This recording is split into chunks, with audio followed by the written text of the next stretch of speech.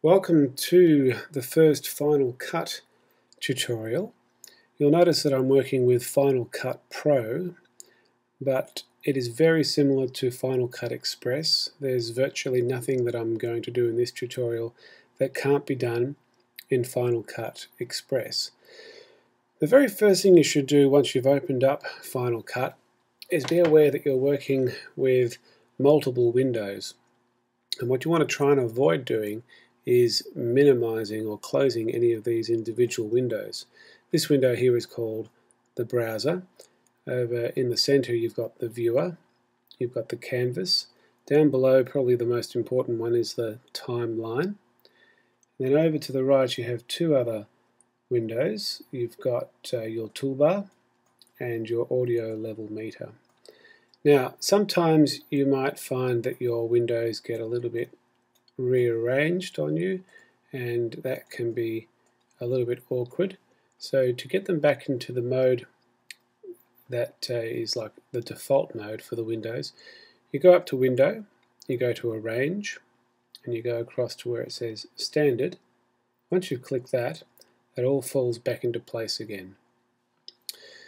Now the other thing that I think is important at the very start before you do anything with a Final Cut project is to go to Final Cut Pro's drop-down menu and go into the System Settings.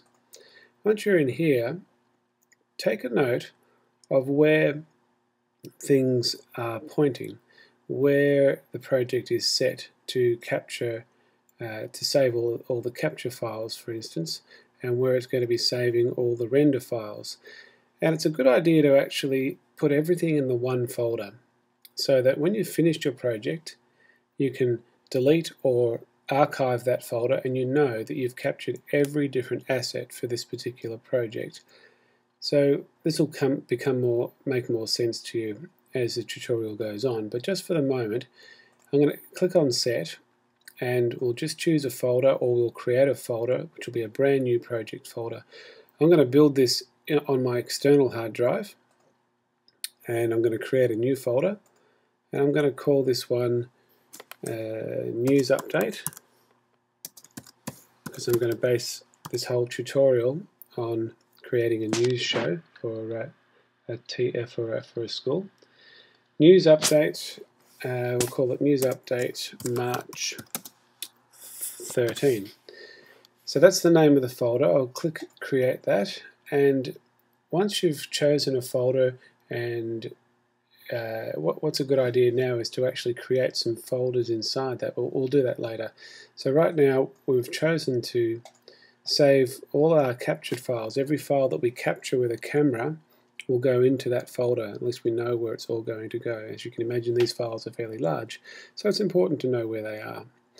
And then when you're rendering, it's important to put everything in the same folder that you've created. So I'm just going to go and look for that folder that I've created. There it is. Double click it and click Choose, and do the same with this one.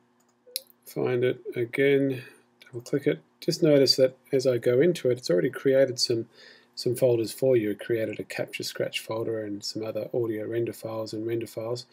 So it's sort of doing some of the work for you. And let's do it a fourth time into my news update. There it is. Double click and click Choose. So now all of these are set to point in the same directory, and I'm ready to start my project.